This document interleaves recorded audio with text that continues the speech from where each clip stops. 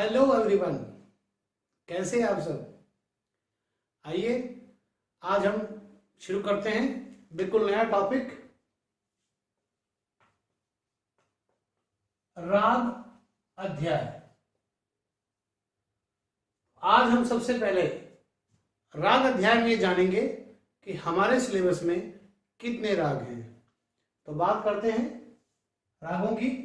आपके सिलेबस में सबसे पहले जो राग है उसका नाम है भैरव। फिर दूसरा राग है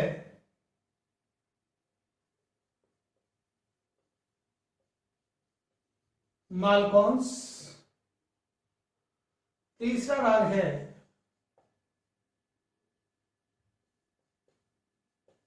बागेश्वरी और चौथा राग है शुद्ध सारंग। शुद्ध सारंग जो राग है अभी 2 साल पहले ऐड हुआ है, तो नया राग है।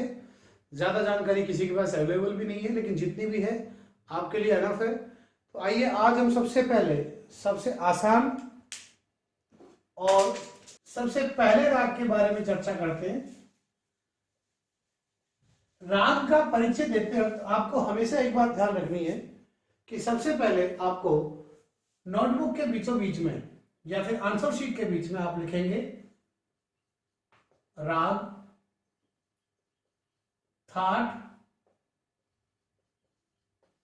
वादी, संवादी,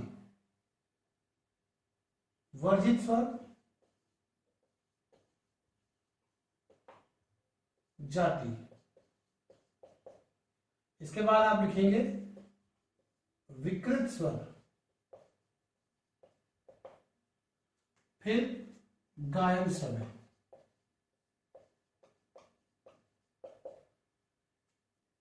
ये 8 पॉइंट आप लिखकर हमेशा एक्स्ट्रा आप लिखकर रखिए कि कभी भी आपको राग का परिचय याद करना हो तो ये 8 पॉइंट परफेक्ट तरीके से याद होने चाहिए। जैसे कि आपने ताल में 5 पॉइंट बनाए थे, उन 5 पॉइंट की सहायता से आप बड़े आराम से पैराग्राफ बना सकते हो राग ताल परिचय का। इसी प्रकार अगर आप ये 8 पॉइंट याद कर लेते हैं किसी भी राग के, तो आपको पैराग्राफ बनाने में बड़ी आसानी होगी। बस 1-2 बातें उसमें कुछ एक्स्ट्रा ऐड करनी होती हैं, लेकिन फिर भी लगभग अगर यही बातें हम पैराग्राफ स्टाइल में भी लिख देंगे तो भी हमें काफी बेनिफिट मिल जाता है। और अगर आप वो एक्स्ट्रा चीज लिख देते हैं तो आपके नंबर अच्छे खासे आ जाते हैं। तो बात करते हैं भैरव राग के बारे में। तो सबसे पहले हम राग का नाम लिखेंगे भैरव। अब आपके सिलेबस में एक इकलौता राग ये ऐसा है जिसका नाम भी भैरव है और जिसके थाट का नाम भी भैरव है। तो दोनों का नाम भैरव भैरव हो गया। अब आपको बता दूं, ये राग आश्रय राग है। ये राग क्या है? आश्रय राग। आश्रय राग वे राग जिनके थाट और जिनके खुद के नाम दोनों सेम हो, वो राग आश्रय राग होते हैं। कुछ लोग कहते हैं कि आश्रय राग की वजह से थाट का नाम है, इसलिए इस नाम ने अपने थाट को आश्रय दे रखा है। कुछ लोग ये कहते हैं कि अपने ही नाम के थाट पर ये नाम आश्रित है। अब कौन सी बात सही है हम सिद्ध नहीं कर सकते, लेकिन जो बात है वो ये सही है कि ये आश्रय राग है। जब आप परिचय लिखेंगे तो उसमें ये बात ऐड करें कि यह राग आश्रय राग है। तो आइए बात करते हैं वादी समाधि की। वादी समाधि मतलब हमेशा बात होती है वादी समाधि मतलब। वादी एक तरह से राग का राजा स्वर होता है, समाधि एक तरह से राग का मंत्री स्वर होता है।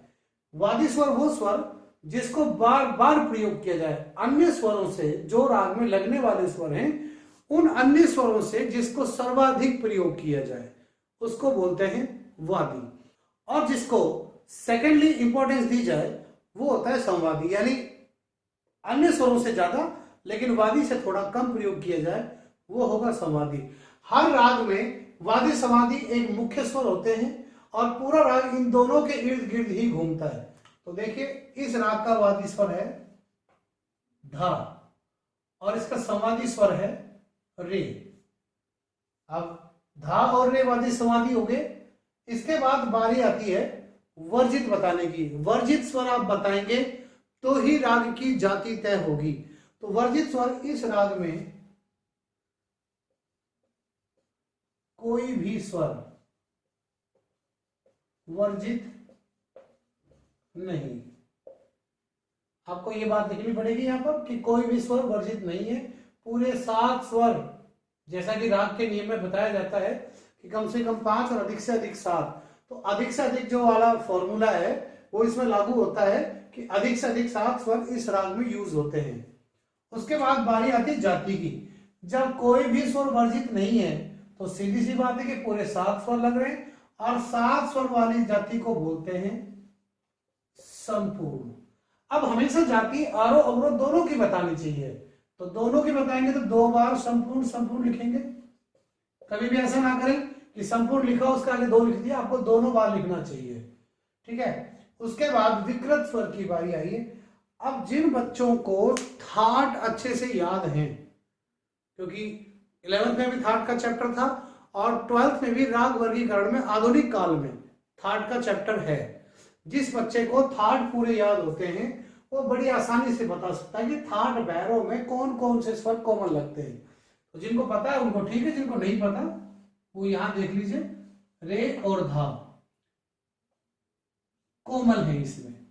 अब रे धा को आप अंडरलाइन भी कीजिए और यहां पर वर्ड भी लिखिए।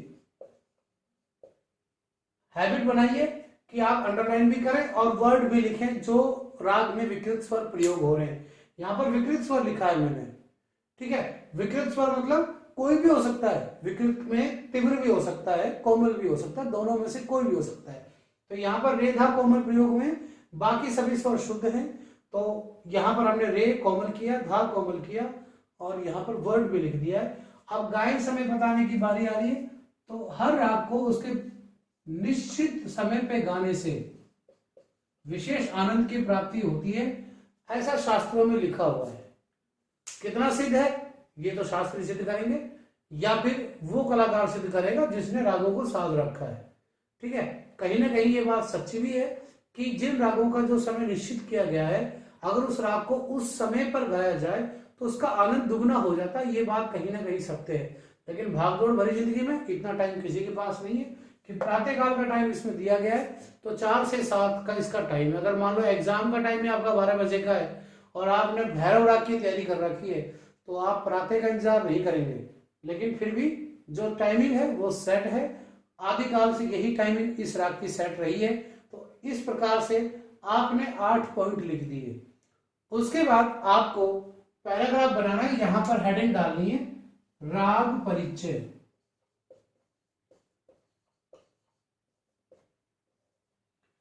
और परिचय में आप लिखेंगे कि राग भैरव अपने ही थाट के नाम से उत्पन्न हुआ है, अर्थात इस राग का थाट का नाम भी और खुद का नाम भी भैरव ही है।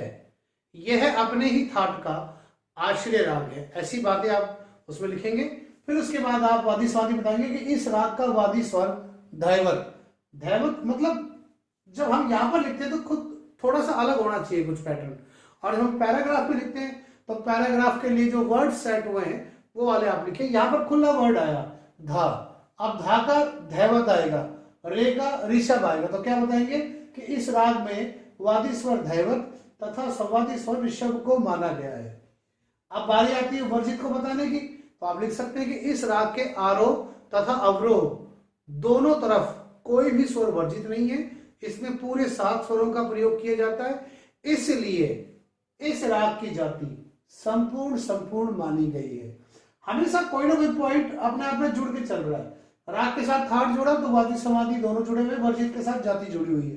विकृत स्वर बताना हमारी मजबूरी है, क्योंकि विकृत स्वर से ही पहचान होगी कि कौन सा राग है, उसके स्वरूप क्या है। तो देखिए हमने क्या बताया कि आरोह अवरोह में कोई भी स्वर वर्जित नहीं है, इसलिए इसकी जाति संपूर्ण संपूर्ण मानी गई है। फिर आप बताएंगे कि इस राग में ऋषभ तथा धैवत स्वर को कोमल रूप में प्रयोग किया जाता है तथा इसके अलावा बाकी स्वरों को शुद्ध रूप में प्रयोग किया जाता है, और इस राग का गायन समय प्रातः काल है। अब कुछ एक्स्ट्रा बातें भी हैं इस राग के विषय में। जैसे कि प्राचीन काल से ये माना गया है कि राग भैरव की उत्पत्ति महादेव के मुख से हुई है। बताते हैं कि महादेव के मुख से जो प्रथम राग उत्पन्न हुआ वो राग भैरव है। लेकिन कुछ ग्रंथों में महादेव सूर्य का नाम बताया गया, तो इसीलिए लोगों ने इसका गायन समय प्रातः काल का रख दिया कि भाई सूर्य भगवान प्रातः काल में आते हैं, इसलिए इस राग को उनके स्वागत में गाया जाना चाहिए भैरव को। अब महादेव तो शंकर का भी नाम है और महादेव सूर्य का भी नाम है, किसकी बात माने कुछ पता नहीं है, लेकिन बात हमको ऐड करनी चाहिए। अब बात आती है कि ये जो रेधा स्वर है, हर राग में स्वरों का बड़ा विशेष महत्व होता है।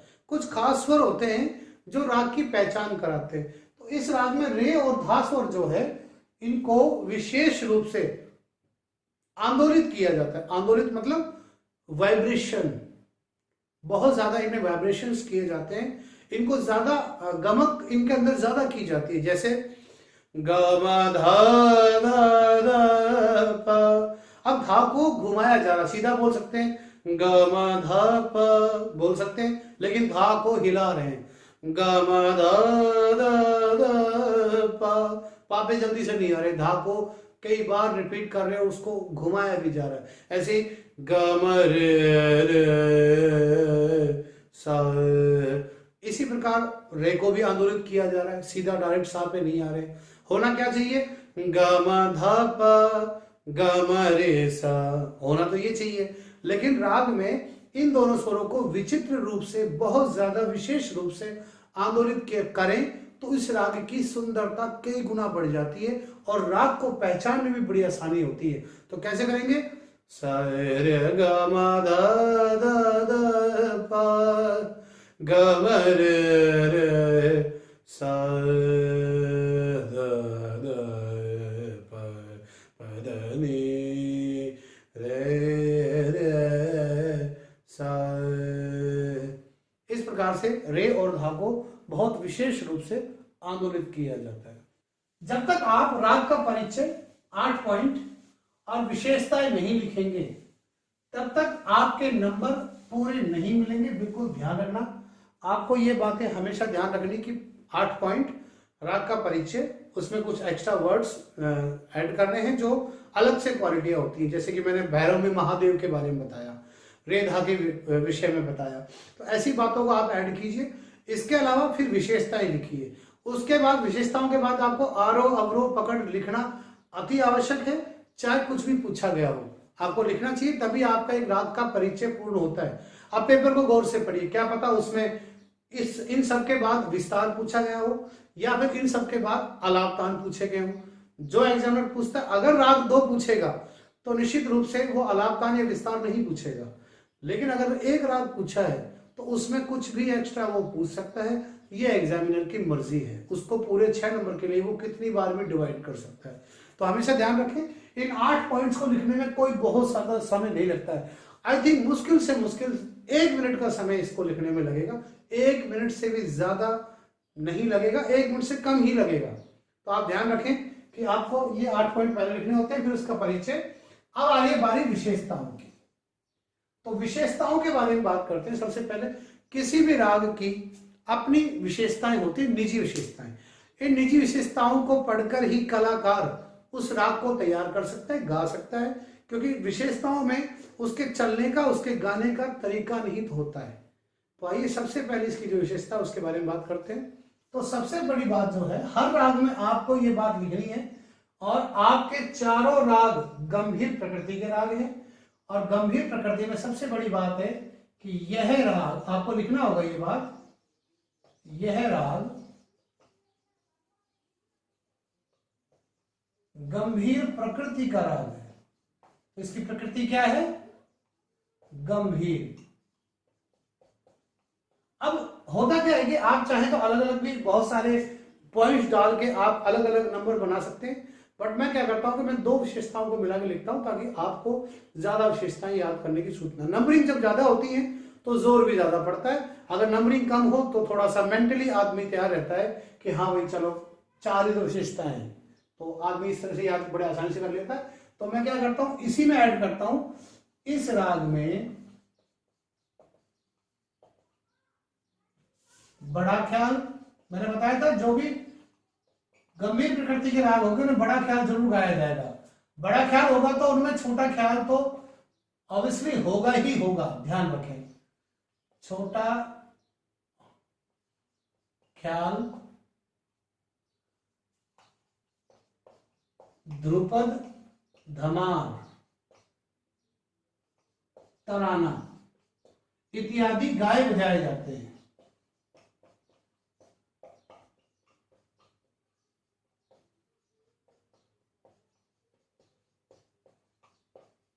इस बात को आप ध्यान रखें।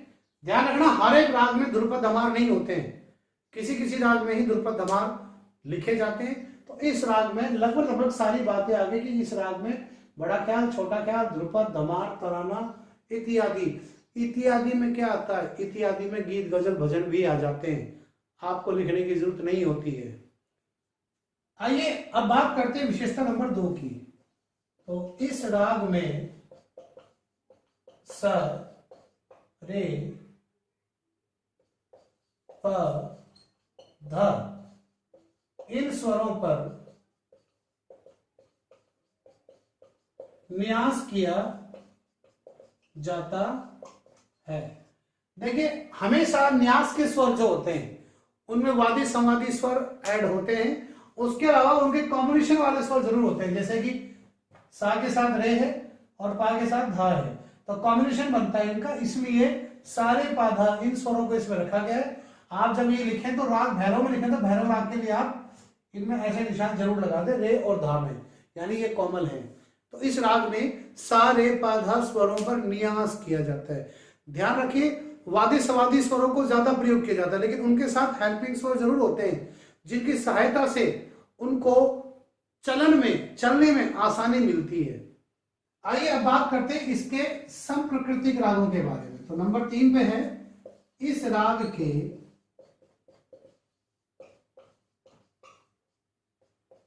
संप्राकृतिक राग।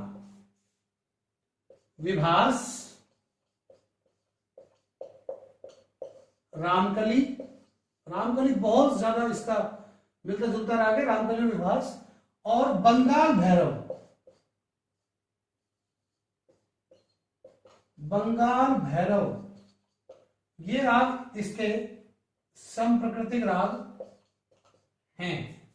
ध्यान रखना कि इस राग के संप्रकृतिक राग, संप्राकृतिक मतलब सेम टू सेम नेचर वाले, जिन रागों का प्राकृतिक रूप से स्वरूप एक जैसा ही होता है, तो उन रागों को संप्राकृतिक राग कहा जाता है। सेम टू सेम नेचर वाला राग बोला जाता है, सिमिलर राग बोला जाता है। तो इस राग के 3 सिमिलर राग हैं, विभास, रामकली और बंगाल भैरव। अब बात करते हैं नंबर 4। मैंने बताया था 4 विशेषता अगर आप हर राग में लिखेंगे आप तो आपको बड़ी आसानी रहेगी समझने में। तो नंबर 4 के बारे में हम बात कर रहे हैं। तो नंबर 4 में बताया है कि यह एक शुद्ध राग है। शुद्ध राग है मतलब अब आपका राग वर्गीकरण वाला टॉपिक आ जाता है, उसमें बताया गया शुद्ध राग, छायालग राग और संकीर्ण राग। वे राग जो अपने शुद्ध रूप में ही गाए बजाए जाते हैं, जिनके अंदर दूसरे राग की छाया नजर नहीं आती, उन रागों को शुद्ध राग कहा जाता है। तो आपके सिलेबस में केवल एक यही राग शुद्ध राग है, तो आप इसके विषय में लिख सकते हैं कि यह एक शुद्ध राग है। शुद्ध मतलब ये वैसा शुद्ध नहीं है कि ये कोई पवित्र राग है, ऐसा कुछ नहीं है। शुद्ध छायालग संकीर्ण राग वाली बात हो रही है। अगर आपके मध्यकाल वाले टॉपिक में ऐसी कोई बात पूछ ली जाती है तो आप उसमें ये बात लिख सकते हैं कि यह, उसमें उदाहरण पूछ लिया जाए मान लो, तो उदाहरण के रूप में आप भैरव राग को उसमें दर्शा सकते हैं क्योंकि यह शुद्ध राग की कैटेगरी में आता है। तो आप बात करते हैं आगे। यह एक शुद्ध राग है, इसमें अन्य किसी राग की छाया नजर नहीं आती।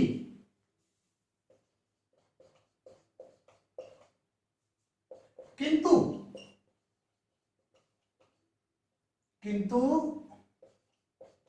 इसके साथ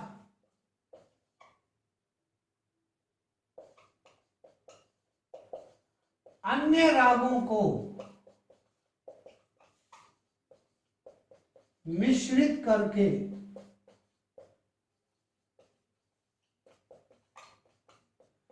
नए राग बनाए गए हैं। अब उनमें से कुछ के नाम हम दे देंगे, जैसे अहीर भैरव,